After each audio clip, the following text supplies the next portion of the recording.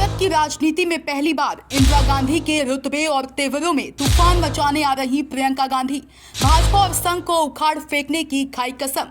दोस्तों, प्रियंका गांधी भारत की राजनीति में अब तूफान मचाने जा रही हैं। इंदिरा गांधी के रुतबे और तेवरों से भरी प्रियंका गांधी अब किसी से डरने वाली नहीं है। भारत की नई राजनीति में पहली बार प्रियंका गांधी मोदी और संघ की विचारधारा को उखाड़ फेंकने की जिद पर अड़ गई हैं। जी हां, चौंकिए मत, सही सुन रहे हैं आप। संसद में बाबा साहेब भीमराव अंबेडकर के हुए अपमानों के बाद से प्रियंका गांधी भाजपा और संघ को उखाड़ फेंकने की कसम खा चुकी हैं, जिसको लेकर कर्नाटक में एक सभा को संबोधित कर प्रियंका गांधी भाई राहुल गांधी की भारत जोड़ो यात्रा से बढ़कर एक और ऐतिहासिक आंदोलन कूच करने की तैयारी में हैं। प्रियंका गांधी बाबा साहेब भीमराव अंबेडकर द्वारा लिखे गए संविधान को बचाने को लेकर भाजपा और संघ की विचारधारा पर शेरनी जैसी दहाड़ रही हैं, जिससे सुन मोदी, शाह, नड्डा और संघ प्रमुख मोहन भागवत में खलबली मच गई है। बीजेपी और आरएसएस की तरह कायरों की विचारधारा नहीं है हमारी, ये है हमारी विचारधारा।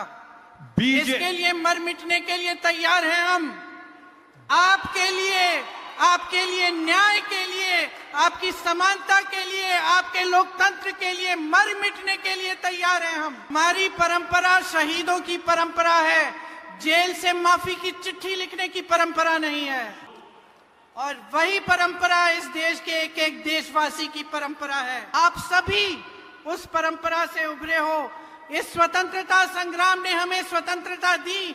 आप स्वतंत्र भारत के देशवासी हो, ये आपकी परंपरा है, सच्चाई की परंपरा है। इससे पीछे मत हटो, निडर हो जाओ, लड़ो अपने अधिकारों के लिए और इस सरकार के खिलाफ जो तुम्हारे अधिकारों को कमजोर करती है और तुम्हें कमजोर करने की कोशिश करती है। ಇವತ್ತು ಈ ಒಂದು ನಿಲುವಿನಿಂದ ತಾವು ದಯವಿಟ್ಟು ಹೆಜ್ಜೆ ಹಿಂದೆ ಇಡಬೇಡಿ, ಧೈರ್ಯವಾಗಿ ಮುನ್ನುಗ್ಗಿ ನಿಮ್ಮ ಹಕ್ಕುಗಳನ್ನ, ಸಮಾನತೆನ, ಸಂವಿಧಾನನ ಕಿತ್ಕೋತಾ ಇರತಕ್ಕಂತ ಈ ಒಂದು ದುಷ್ಟ ಸರ್ಕಾರದ ವಿರುದ್ಧವಾಗಿ ತಾವೆಲ್ಲರೂ ಕೂಡ ಹೋರಾಟ ಮಾಡಿ ಮುನ್ನುಗ್ಗಿ ಅಂತ ಕೇಳ್ತೀನಿ।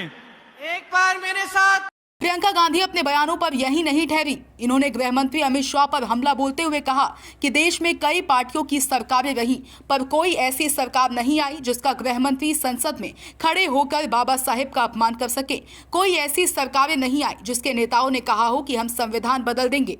और मैं कह सकती हूँ भाई और बहनों कि बहुत सरकारें आई हैं, बहुत सरकारें गई हैं, और ये सिर्फ कांग्रेस की सरकारें नहीं रही, अनेक पार्टियों की सरकारें आई, लेकिन आज तक कोई ऐसी सरकार नहीं आई जिसका गृह मंत्री संसद में खड़े होकर बाबा साहेब अंबेडकर का अपमान कर सके। आज तक कोई ऐसी सरकार नहीं रही जिनके मंत्री चुनाव में घूम घूम कर कह पाए कि हम इस संविधान को बदल डालेंगे। सोच सकता था कि इस स्वतंत्र भारत में दशकों गुजर गए, हमें स्वतंत्रता प्राप्त हुई, और इस स्वतंत्र भारत की धरती पर खड़े होकर कोई कह सकता है कि हमें 1947 में स्वतंत्रता नहीं मिली। किसी ने नहीं सोचा था कि इस तरह का अपमान सरकार की तरफ से आएगा, कि मंत्री संविधान को कमजोर करने की बात करेंगे। बाबा साहेब अंबेडकर जी जैसे गरीबों के मसीहा का संसद में अपमान होगा। का अपमान करके देश के गृह मंत्री ने लोकतंत्र का अपमान किया है। बाबा साहेब उन शहीदों का अपमान किया है जिन्होंने हमारे स्वतंत्रता संग्राम में अपनी जान दी इस देश के लिए। उन स्वतंत्रता सेनानियों का अपमान किया है जिन्होंने सब कुछ छोड़कर स्वतंत्रता संग्राम में लड़ाई लड़ी, अपना खून बहाया, अपना पसीना बहाया, इस देश के लिए अपना सब कुछ न्यौछावर कर दिया। तो ये कैसे हो रहा है भाई और बहनों?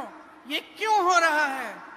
ये इसलिए हो रहा है कि जब तमाम देशवासी, इस देश के किसान, इस देश के मजदूर, इस देश के स्वतंत्रता सेनानी स्वतंत्रता संग्राम में शामिल थे, तो उसी समय एक और विचारधारा इस देश की धरती पर उभर रही थी।